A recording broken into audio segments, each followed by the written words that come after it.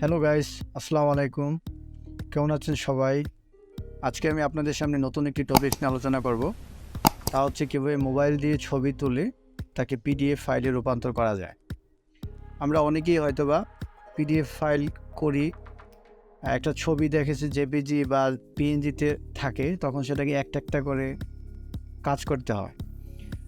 আর PDF করে নিলে দেখা গেছে আপনার পাসপোর্ট, আপনার ছবি, আপনার বিভিন্ন ডকুমেন্ট, পার্সোনাল যে ডকুমেন্টগুলো আছে ওইগুলোকে আপনি একটা ফাইলের ভিতরে রাখতে পারতেছেন। সেক্ষেত্রে অনেক সহজ। আমাদের যে কোনো জিনিস কোথাও গিয়ে প্রিন্ট আউট করতে গেলে আমরা একটা পিডিএফ ফাইল দিয়ে দিলে সবগুলো আমাদের দরকারি যে ডকুমেন্টগুলো আছে সবগুলোকে আমরা পেয়ে যাচ্ছি। আর জেপিজিতে থাকলে আপনাকে সেভাবে কাজ করা যায় না। তো আজকে আপনাদের জন্য সেরকম একটি অ্যাপস নিয়ে আজকে আমি হাজির হলাম, কীভাবে আপনি মোবাইল দিয়ে ছবি তুলে জেপিজি থেকে কনভার্ট করে পিডিএফে নেবেন। তো চলুন দেরি না করে আমরা আমাদের প্লে স্টোরে চলে যাই।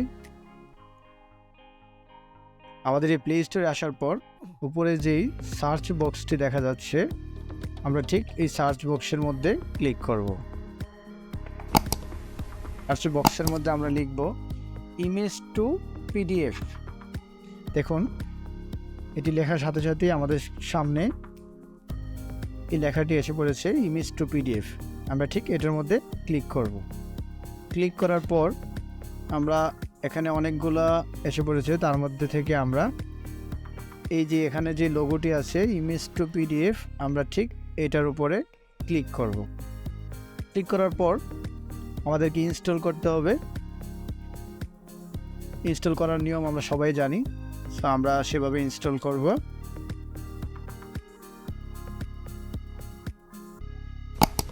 আমার ফাইলটি কিন্তু দেখেন এখন ইনস্টল হচ্ছে।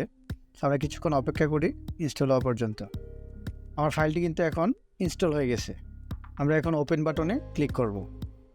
ওপেন বাটনে ক্লিক করার পর আমাদের যে সফটওয়্যারটি ইমেজ টু পিডিএফ, তার মধ্যে ঢোকার পরে আমরা এই যে নোটিফিকেশনটা আসবে তার মধ্যে আমরা যে খালি বক্সের মধ্যে don't show me this again এই বাটনে ক্লিক করে ওকেতে ক্লিক করব।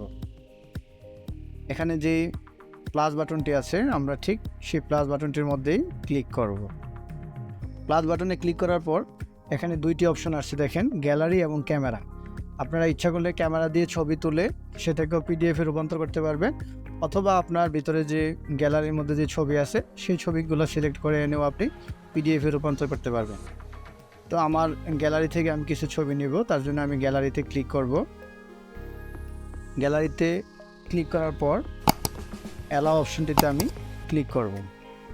অ্যালাও অপশনটিতে ক্লিক করার পর এখানে আপনার যে ছবিগুলোকে আপনি পিডিএফে নেবেন সেই ছবিগুলোকে ক্লিক করতে হবে। আপনি আপনার ফোন থেকে যে ছবিগুলোকে আপনি নেবেন সেগুলোকে সিলেক্ট করবেন। তা আমি আমার দুইটা ছবি সিলেক্ট করতেছি, দিয়ে ডান বাটনে ক্লিক করব। এখানে আমার দুইটা ছবি সিলেক্ট করে আমার অ্যাপসের মধ্যে এসে গেছে। এখান থেকে আমি ঠিক উপরে কর্নারে দেখেন পিডিএফ বাটন আছে, এই পিডিএফ বাটনের মধ্যে ক্লিক করব। পিডিএফ বাটনে ক্লিক করার পর আপনার সামনে ঠিক এই অপশনটি চলে আসবে। এই অপশনটি আসার পর উপরের যে লেখাটা আছে এন্টার পিডিএফ ফাইল নেম, আপনি আপনার যে পিডিএফটা তৈরি করবেন সেই পিডিএফটার একটা নাম দেবেন, যে কোনো ইচ্ছা মতো আপনার। তো আমি যে কোনো একটা নাম দিচ্ছি। দেওয়ার পর নিচে দেখেন লেখা আছে পাসওয়ার্ড প্রোটেকশন।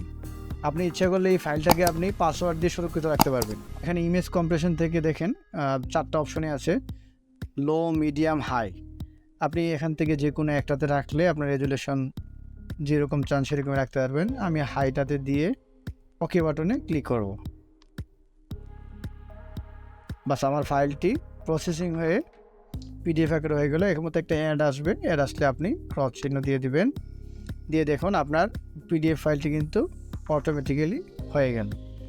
অনেক সহজে আপনি একটা ফাইলকে জেপিজি থেকে পিডিএফে রূপান্তর করতে পারতেছেন খুব সহজে। আজকের মতো এ পর্যন্তই। সবাই ভালো থাকবেন, আমার পেজটিকে ফলো করবেন, চ্যানেলটিকে সাবস্ক্রাইব করবেন। Thank you.